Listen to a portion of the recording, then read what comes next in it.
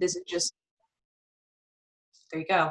And this is just so that for those who have not been able to make this time, because I know many people are in different time zones, as we discussed earlier, they can catch this workshop later. So just know about that. And I'm gonna go ahead and share my screen. Let's see. Great. One moment here. I also essentially, I'm Zoe Joya. I'm the founder of Fulbridge.org, and Fulbridge is the kind of the group that's bringing this workshop to you today in collaboration with our moderators and panelists who have put in all the work to make this awesome event possible. But I wanted to give a brief background for those of you in this workshop who may not be familiar with Fulbridge, or also perhaps their relationship with Fulbridge and Fulbrighter. I just wanted to give some background about that. So Fulbridge was founded, I founded in 2015.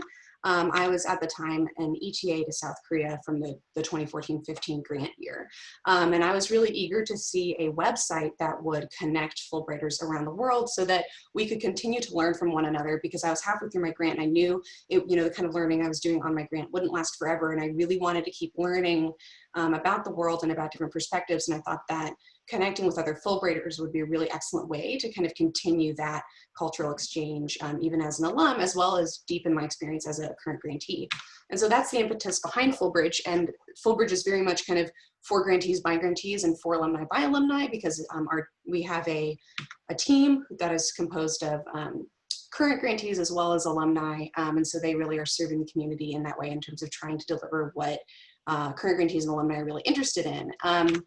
And so our team does a lot of active engagement and community building, both in the online space as well as encouraging connections that go offline too. So we run research workshops like Kate, who I believe is in this workshop right now, as well as this workshop. And we have other team members of mine who are launching a career chat series, and we also have a blog that kind of draws together voices from throughout the Fulbright community. And so our goal is really to kind of connect Fulbrighters and continue to learn through these connections. Fulbrighter Network, which many of you may be familiar with, was launched in 2019, and it's got a lot of the kind of institutional backing of stakeholders within the kind of Fulbright ecosystem. And I think a good way to think about Fulbridge versus the Fulbrighter Network and the relationship between them is that I think the Fulbrighter Network is very much a network or a gathering place. One way I've thought about it is that it's a bit like it's a community center building, right? They've created the building where everyone can now gather together, which is awesome. And Fulbridge, I think, is one of the entities that's really trying to make sure that there are exciting events going on in that community center, that when people go into that building, they see a bulletin board with exciting ways to participate in the community, so that people really see the community center as a place they want to keep going to. So that's kind of the background on those two. And I'll be talking, as Chester mentioned, at the end about some more concrete opportunities for those of you who may want to get involved with Fulbridge, but I'll turn it over next to our moderators. And so just quickly to interject before Chester does my brief introduction. For Fulbridge, we appreciate their support in sponsoring this event, but with some of the questions that were submitted with registration, there was a question for alumni. What was a network that they could exchange ideas on past projects and about their experience? And this would be Fulbridge. That's a direct answer to one of the questions. Thank you. And go ahead, Chester, tee up the next slide and go ahead with my brief introduction. Sure. Thank you, Karen. Karen briefly spoke about herself. She is the brainchild behind today's event. I'm honored, humbled that she asked me to be on the panel. She and I have been working together on this for weeks. We met through Fulbright. I was an ETA in Germany from 2011 to 2012, but currently I'm in Kosovo, where I've been living and working for the past 4 years. The previous 3 of which I was a Peace Corps volunteer. Through the Peace Corps network, we connected through a mutual friend of ours. She was coming here for a Fulbright specialist assignment where she would advise the Ministry of Health on strategies. She came here to understand the lay of the land and to offer recommendations to the minister on policy formation. She quickly knew that she would not be able to just come to Kosovo and implement a standard health strategy plan. She needed to understand other subjects like history, anthropology, economics, education, in order to give a more detailed and nuanced recommendation. And then through that process of learning all these different topics that she both expected and did not expect to learn prior to her assignment, and then during her assignment, she thought about how she could spread the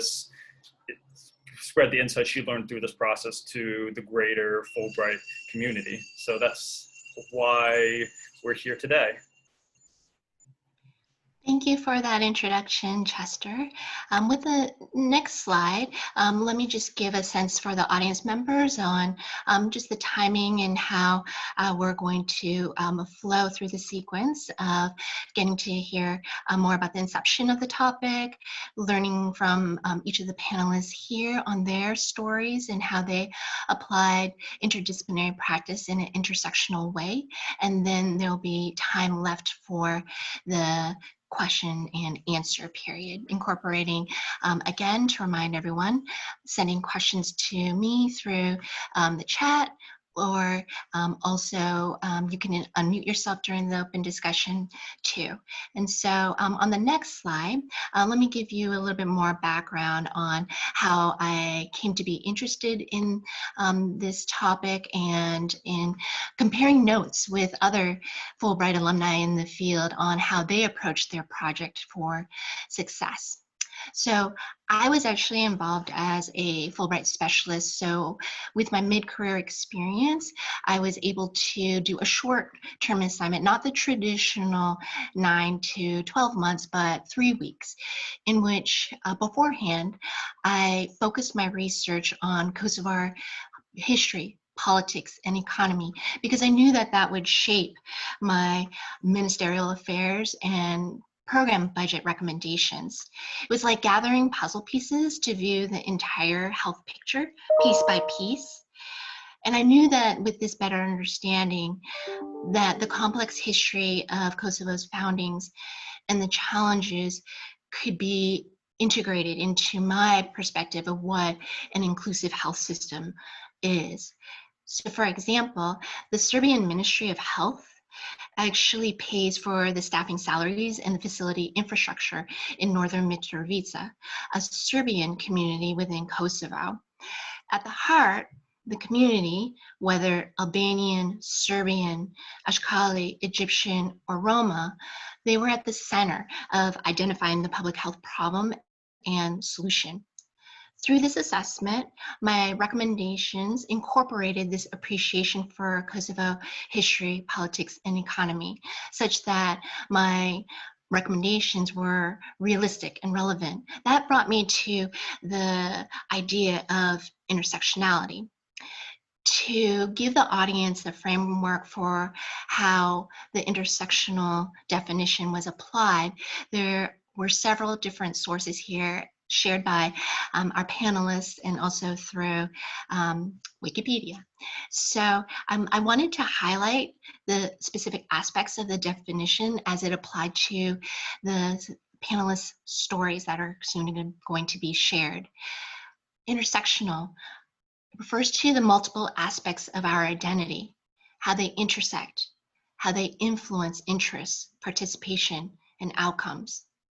It's also related to systems and structures that can bring about oppression, domination, or discrimination. It also gives us a combined sense of what are unique modes of discrimination and privilege. So as we hear the stories of each of the panelists, we also welcome the questions that you might have or the comments you might have on how intersectional applies to your Fulbright current or alumni experience. And with the next slide, on the fireside stories of each of the panelists, they will be addressing these questions here. How was interdisciplinary practice integrated? How did it show up? And what sectors were integrated in that multi-pronged solution? On the next slide, I will introduce our first panelist, Elizabeth. She'll give her a brief story, and then subsequently, I will introduce Pancho and Chester. But first, with Elizabeth, she has had over 10 years of working in the gender equity space. And through her specialty training with a master's degree in public administration with a concentration in international development management, she conducted her Fulbright research at Comenius University with their Gender Studies Center in Bratislava, Slovakia, on the evolution of Slovak feminism since 1989. At this intersection of gender and economic growth, education, and health, her advancement of adolescent girls' rights and opportunities were achieved with targeted gender studies and audits, co-authorship of a gender mainstreaming toolkit, and programmatic support for women's political voice and entrepreneurship. Elizabeth, you have the floor. Great, thanks so much, Karen, for that great introduction. I'm so happy to join you all today. Let's see, just in terms of, can you guys see my face? Because I'm not, okay, because I can still see you, Karen, as what appears to be the presenter. So I'm happy to join you all today. Just to do a quick poll, I'm curious if you could type in the chat box whether you've already been awarded a Fulbright or whether you're interested in a Fulbright program, just to get a pulse check of who's joined and at what stage in the Fulbright process you are. If you've already been awarded a Fulbright, I want to congratulate you and remind you that you're among a select group. For me, being awarded a Fulbright grant has really propelled my career forward, and I hope it has or will do the same for all of you. Still waiting for people to type into the box. I was a Fulbright researcher, as Karen mentioned, from 2012 to 2013 in Slovakia. And my research project focused on the evolution of Slovak feminism since 1989. I was invited to conduct research at Comenius University's Gender Studies Center, which is the first institution of its kind in the country, and to a large extent, the birthplace of modern Slovak feminism. My interest in this topic was in part the result of my experience as a high school exchange student living in southern Slovakia, which sparked my interest in Slovak language, culture, and women's issues and the intersection of those three things. The modern Slovak feminist movement is unique, just to give you like a very quick background, and it's very different from the American feminist movement, as it began with philosophers, with writers, literary critics, and visual artists who organized the first women's initiatives following the country's independence. Let's see. So one person has been awarded a Fulbright grant, going to join in Bratislava in 2021, ETA in Moldova. Okay, so there's a mix, ETA alum, that's great. So just in terms of an interdisciplinary approach that I took to my research, in order to understand the modern Slovak feminist movement, I had to first understand what women's lives were like pre-1989 under communism. And so the first part of my research focused on looking at women's civic participation in communist Czechoslovakia and their rights, to learn about the reasons for and the mindset among the women who then led the women's movement after communism fell. Also, given the close ties between culture and language, as I'm sure we all know, I really benefited from additional Slovak language instruction, which I had a basic knowledge before embarking on the Fulbright, but gaining that more intermediate level of Slovak really helped me in my research as well. In terms of an intersectional approach, which is so critical to any gender or cultural analyses, this was also something that I really aim to incorporate into my research. So for example, looking at how the feminist movement in Slovakia was influenced by different types of women, it was important to analyze how older women versus younger women participated in, influenced, and were influenced by the feminist movement.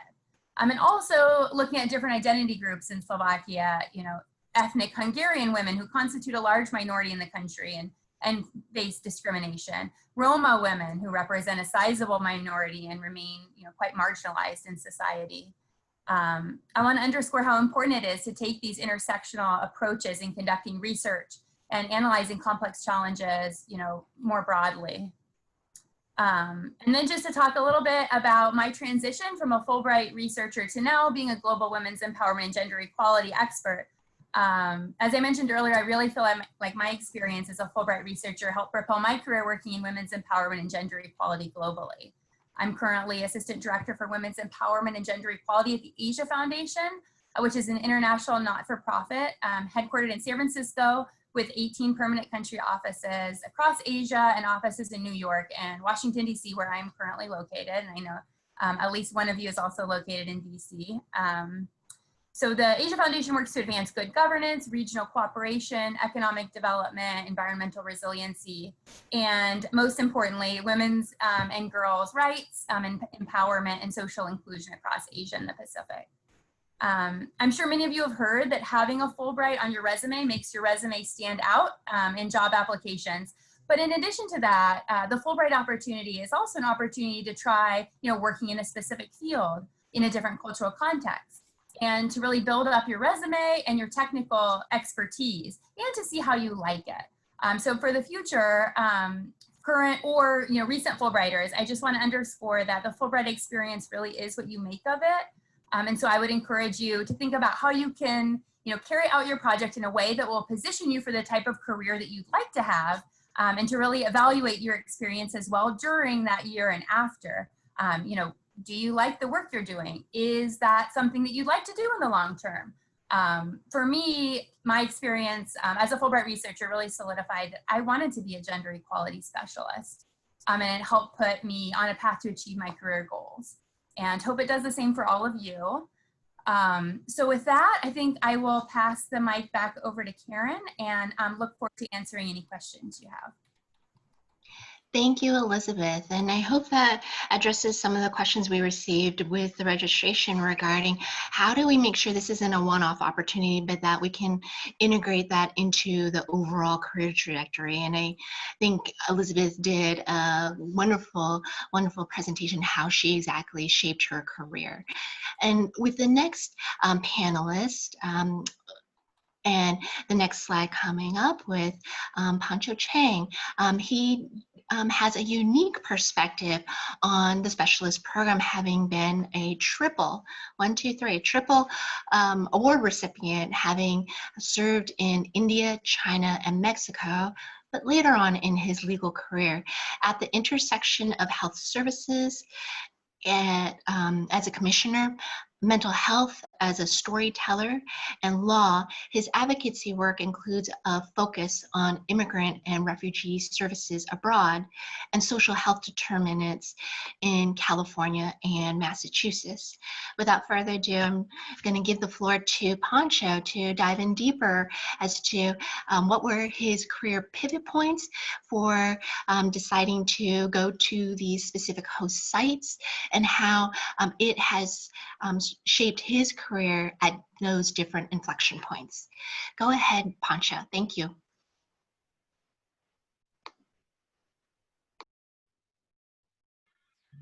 Hi, I'm Pancho Chang, coming to you from Palo Alto, California. And I'd like to start with words from Chadwick Boseman. Fearlessness means taking the first step, even though you don't know where it will take you. So I came of age during Vietnam, when unofficial US policy was for mostly men to go to third world countries, meet people who look different, and kill them. As a different looking person, I've spent a career working in law, in public health, in government and philanthropy with people, with different looking people on immigrant and refugee issues. Because as a mentor, Bob Moses says, throwing down your bucket where you are teaches you both where you are and who you are not. So here's what Fulbright helped me do, different in every case from what I thought I wanted to do. In 2013, Fulbright turned down my proposal to go work with Mumbai slum dwellers. So I went instead to a rural hospital in Gujarat where folks inspired by Swami Vivekananda and Gandhiji care for Gujarat's poorest Hindu and Muslim, Brahmin and Dalit people. In 2015, I went to medical schools in Beijing and Shanxi to talk about American healthcare's transformation from volume-based care to value-based care, only to learn that Chinese students and patients really needed a trusted agent as a primary care provider in making care effective for different looking people who weren't docs. Finally, in 2020, I went to a migrant shelter in the Mexico City neighborhood where Fidel met Che to learn how Mexico took care of refugees who had walked from Venezuela and from Guatemala. But there I learned anew the value of direct service, of talking and touching and being with people. Now I did these things at the end of my career. Now, especially now, afterwards, I've been learning and reading the folks who inspired this kind of work. Reading more Gandhi, reading about Swami Vivekananda, who I knew nothing about, reading Lu Xun, Pankaj Mishra, Eduardo Galeano, and perhaps even more than this way of learning, I've learned from smart young folks like you guys, from Hopkins, from Colby, from Stanford, from Middlebury, who already know what I spent decades learning. So I look forward to learning from you what you also learned from the Fulbright. Thank you. Wash your hands, wear a mask, and vote. Our lives depend on it. Thank you, Pancho.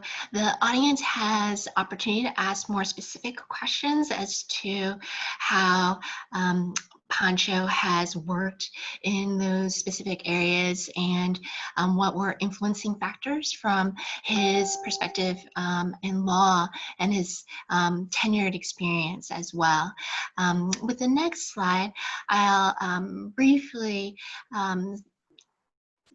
introduce Chester. He already gave some details of his background with Peace Corps and with the Fulbright ETA, but maybe if you could just speak as to how it is relevant given the geopolitics of that area and its history. And I'll give the floor now to Chester. Sure, thank you, Karen. I said before that I was an ETA in Germany from 2011 to 2012. Now I'd like to add a little bit more. I taught at a large comprehensive school, so I taught grades 6 through 13 in Dusseldorf in Western Germany, one of the largest cities in the country. I taught at a school, the school that I taught at had more than 1,000 students, a lot of whom are not ethnic Germans. I taught at what we would call a minority-majority school. What that meant was I had more students from Turkey, whose families are from Turkey, from South Asia, from Eastern Europe, and in the Balkans, where I currently am, than from Germany itself. I was absolutely fascinated by how multicultural Germany has become since my studies there during college, and that's how I ended up being selected as being part of as a member of the diversity program in the Germany ETA program. I knew that I would be teaching at a different quote unquote kind of German school. I just didn't know how different it would be until I'd arrived. Therefore, to prepare for my teaching assignment, not only did I need to learn about teaching techniques and pedagogy and how to work with children, but also I had to understand in even greater detail how Germany had become so multi-ethnic, how it becomes so multicultural in the past 50 years. That would help me to understand how the students had ended up in Germany, how their families had been there, and how that influences their worldviews. As an Asian American, they could immediately see that was a way for us to connect, and that enriched my experience. It helped me to help them understand how American multiculturalism functions, how we in the United States, as the most diverse country in the world, how we make it work. How do we make this grand American experiment function, even with all of the challenges that we face, especially which have become especially visible in 2020. That was a way for me to expand that Fulbright mission of increasing mutual understanding. Teaching was my main job, but it wasn't the only reason I was there. Having studied German, that was a way for me to speak with them in their language, and that made the experience all the more enriching for them. I would say that it is almost poetic that 4 years after my Fulbright experience, I joined the Peace Corps to serve in Kosovo, a place where a lot of my students had actually come from. I didn't realize at the time that a lot of my students in Dusseldorf were in fact from Kosovo, and that enriched my understanding of migration, of geopolitics within Europe, relations between Germany and Kosovo specifically, the EU and the Balkans at large, and that's a major reason I'm still here in Kosovo as a private citizen, and felt compelled to return. I still find my life here really meaningful and interesting. What Fulbright taught me was not only did I, in fact, feel that mission of increasing mutual understanding between the United States and the rest of the world at heart more than I'd realized. You can only write so much about it and read so much about it and before you actually experience it. But also I really did take pride in being a unique presence, face, and voice for the United States to a community that didn't often get to meet Americans, who does not get to engage with Americans in as much as in other parts of Germany. I developed a passion for teaching and for explaining, and I find myself doing that practically every day, even up to now.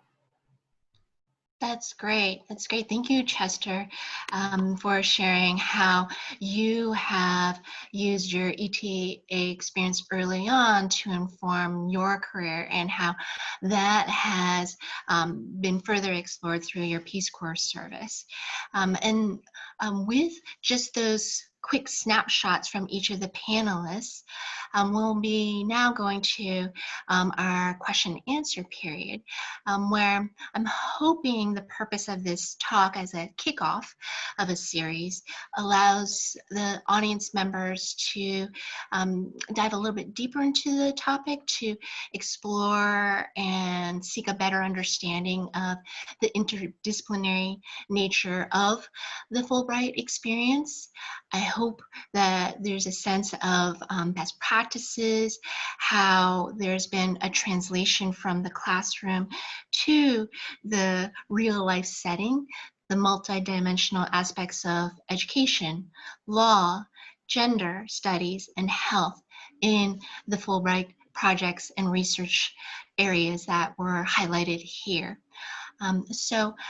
In the chat box, I actually have not received any questions or messages so far, but we actually had a fair number of questions that were submitted in the registration survey.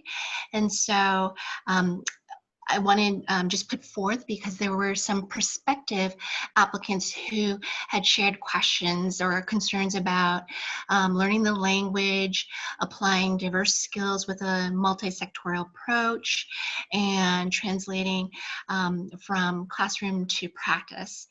And with those questions, I would encourage that you speak with IIE as well as your potential host university or practical setting, since we are not formal entities of Fulbright. But we absolutely wish you luck in the endeavor. It's a life-changing experience, and we hope to have you on follow-up sessions. There was also questions regarding the application process, project planning, and review of application materials. And again, that would be the same answer regarding touching bases with IIE and your host institution. For resources with current and alumni Fulbrighters in terms of networking and exchange of ideas, Fulbridge will be presenting their slides shortly at our closing remarks. And then there is a LinkedIn and a Facebook group. If you only just hit Fulbright in the search function, current and alumni Fulbrighters could join that group. So I'll give the floor to the audience. If there are burning questions, you can go ahead and unmute yourself. And I just ask again that you could limit your question or your comment to about 1 minute, such that others can also participate. Thank you.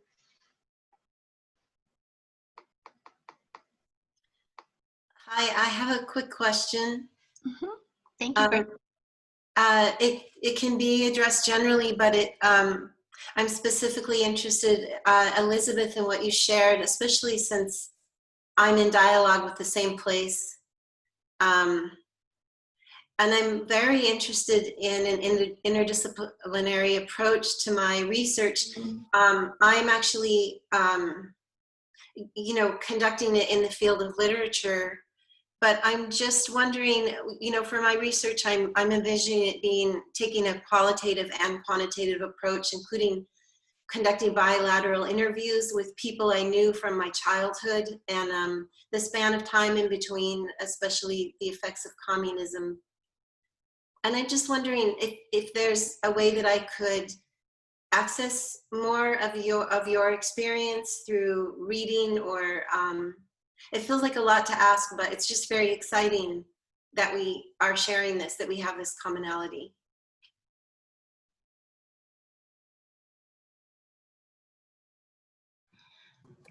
Oh, sorry, I had a problem unmuting. Yeah, it's so great I am very curious to hear more about the research that you'll be undertaking. And yeah, I was, you know, the Gender Studies Center that I was working with is actually in the philosophy department. So there was a big, you know, literature component to my research as well. So perhaps we could connect separately, and I'd be happy to make any connections for you that I have in Bratislava, if that would also be helpful. But yeah. Great, thanks. Maybe I'll put my email in the chat to you. Yeah. That would be great.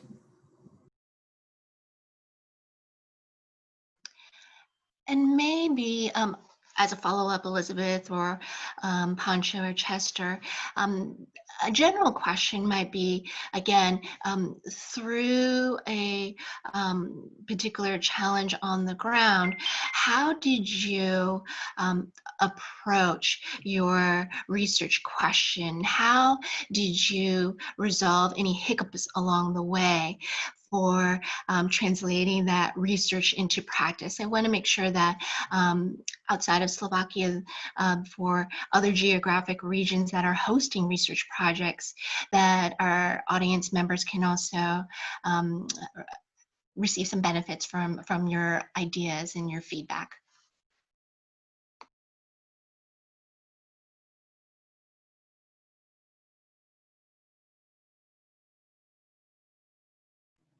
That's a great question, Karen. In my case, I and my colleagues struggled with reaching the parents of our students. The parents of the students, of course, it came from a different educational system. They view education in a different light. So on the one hand, it was really frustrating, and we would often complain about how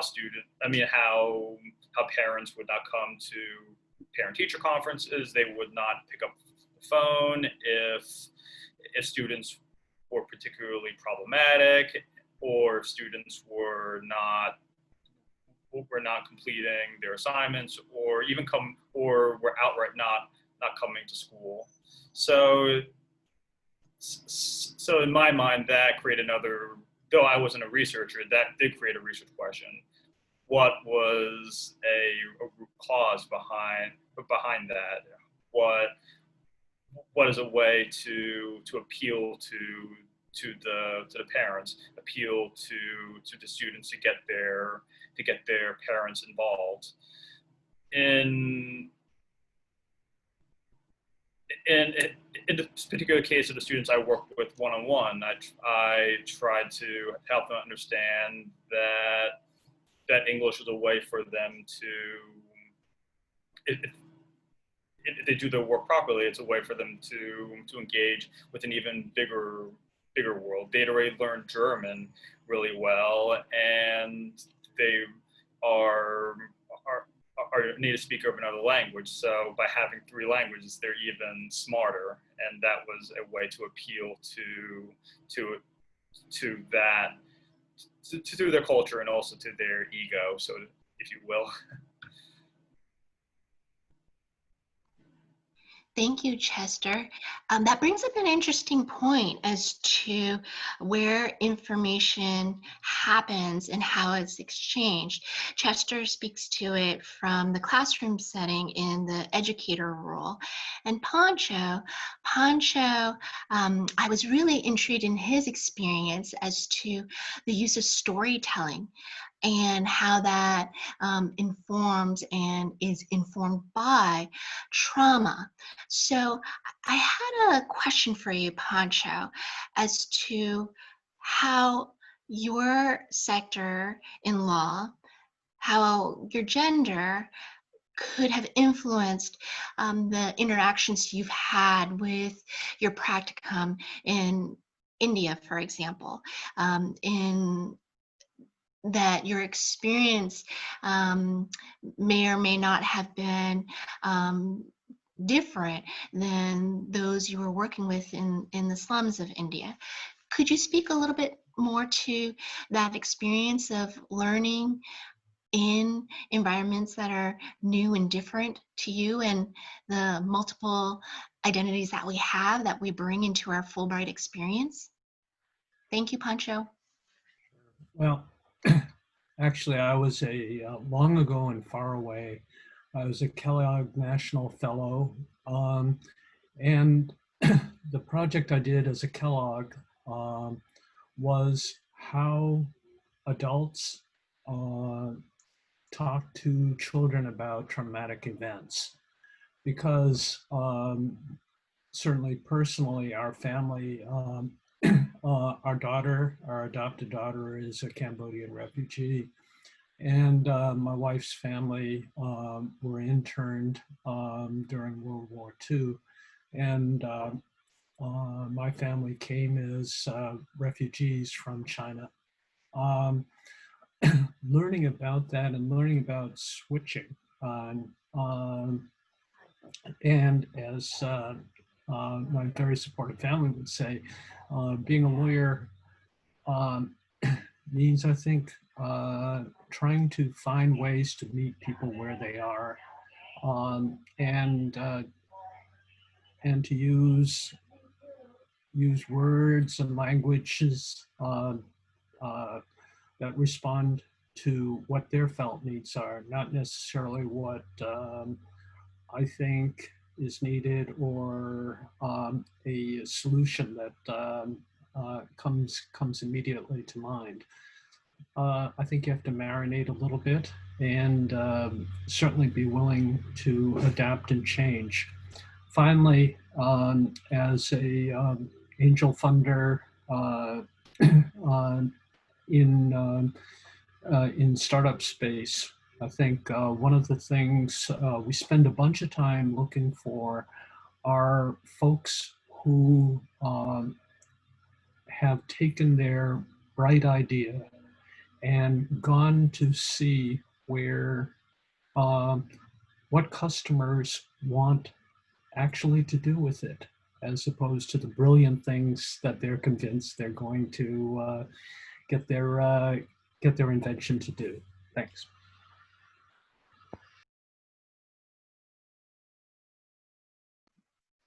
Thank you, Pancho. I still have not received any chat box questions. I want to make sure that anyone who wants to unmute themselves for the discussion feels free to do so. I also wanted to propose, since we do have alumni in the audience, maybe you have a particularly poignant story to share in which you feel that the concept of intersectionality, particularly it was demonstrated by just our role as a Fulbright representing the program, the US, and how did we integrate in the host community?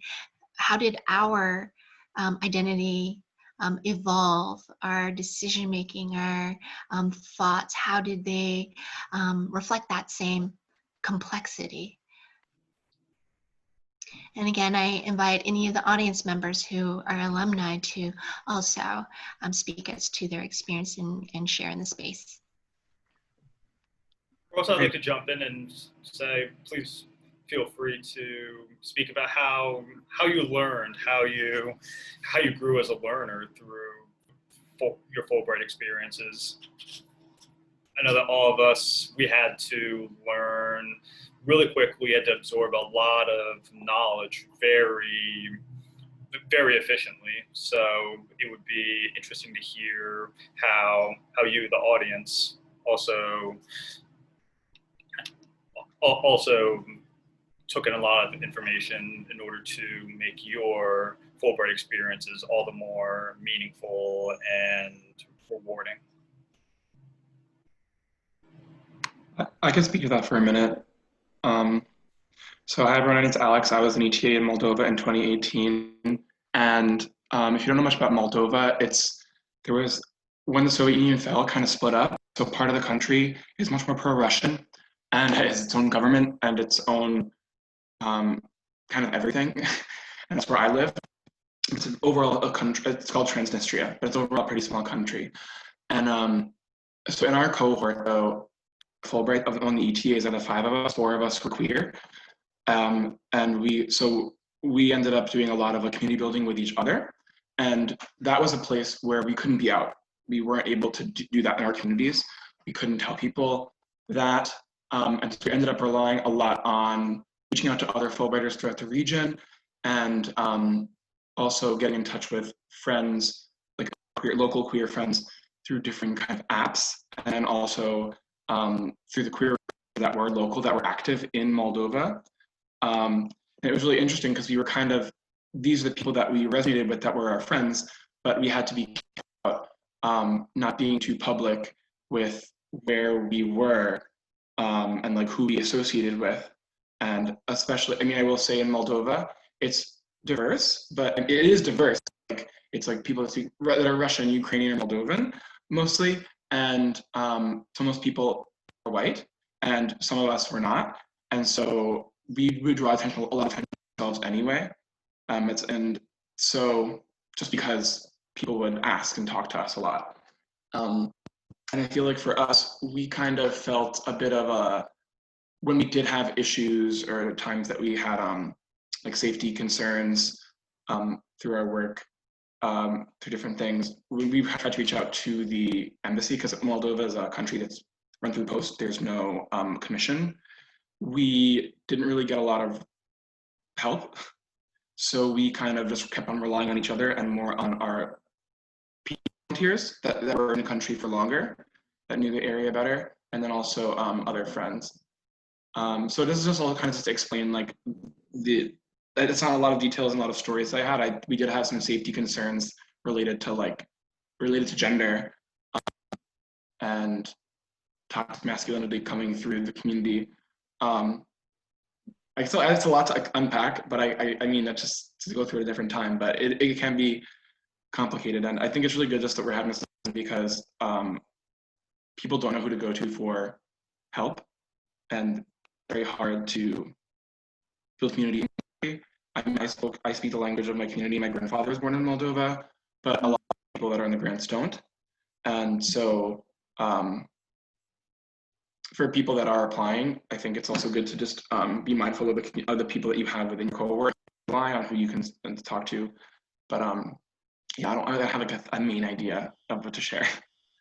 But I love that, Alexander. Thank you so much for sharing and bringing that added dimension to the conversation, because I meant to, at the beginning of the session, I was definitely going to, with the closing remarks, discuss how this series is meant to be an open space that's inclusive, where the challenge across multiple time zones and, as you know, challenges with internet, was to coordinate multiple perspectives, multiple identities throughout the Fulbright alumni and current Fulbright community. And so I'm really appreciative of you sharing your perspective, and particularly highlighting the importance of having community, not just in networking afterwards for exchanging of ideas, but in real time in providing the support that is needed, because the double-edged sword of intersectionality also means that the community integration can be also heartbreaking and potentially distressing. So I appreciate your vulnerability and for sharing.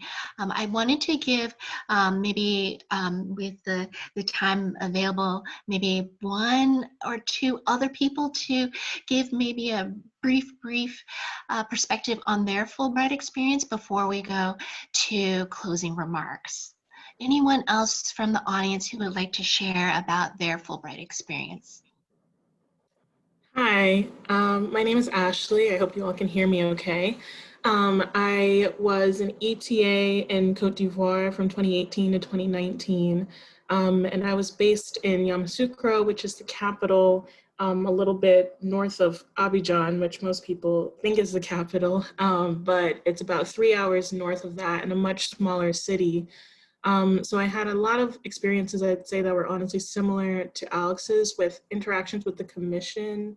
Well, I didn't have a commission either. The embassy was mostly in charge of organizing the cohort. So I'd say there were interesting misunderstandings between the embassy and the grantees of just what it was like north of Abidjan. For years prior, no grantee had really been in another city besides that.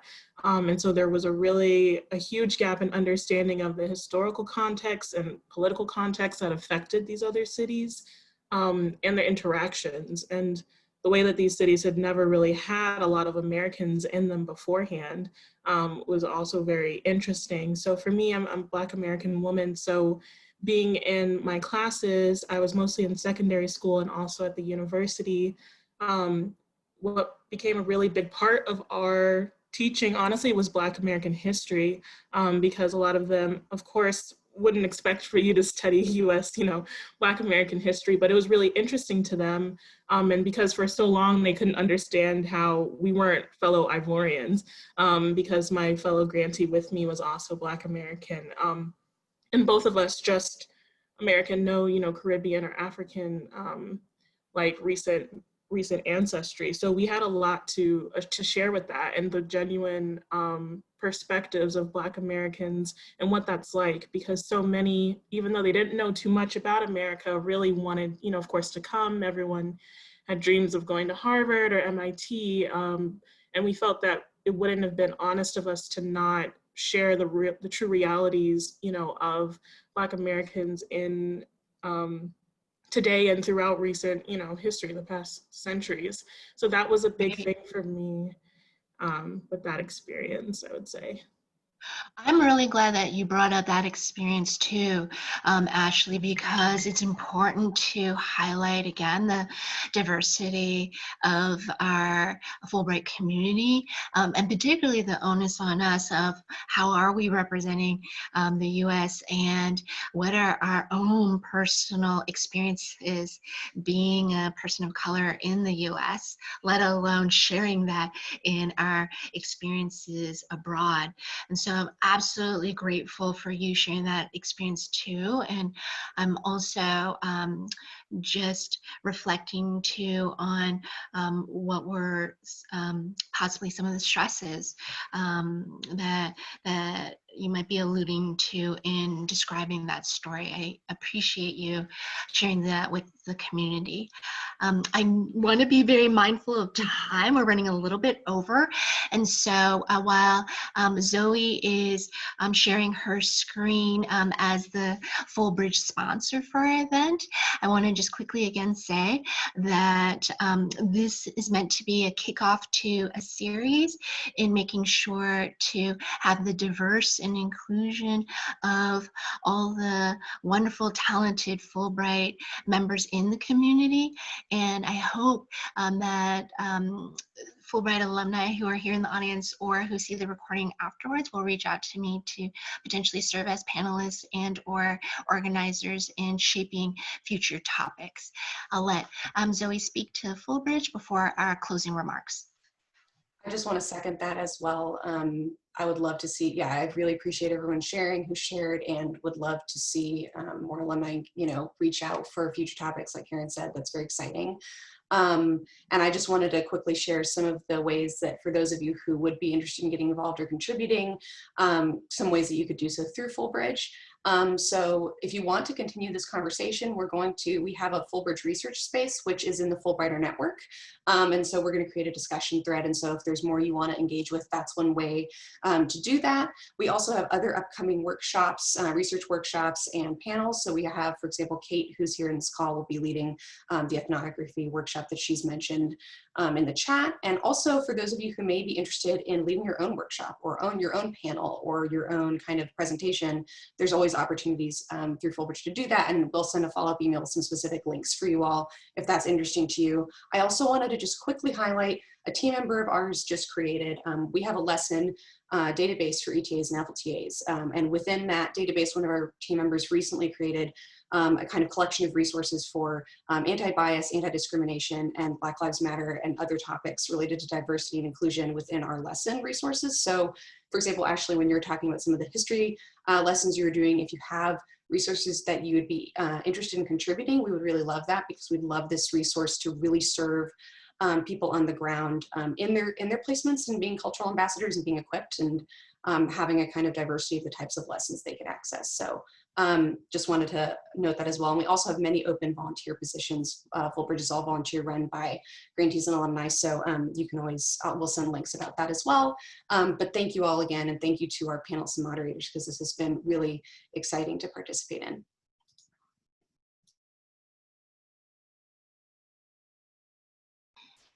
Thank you, Zoe, again.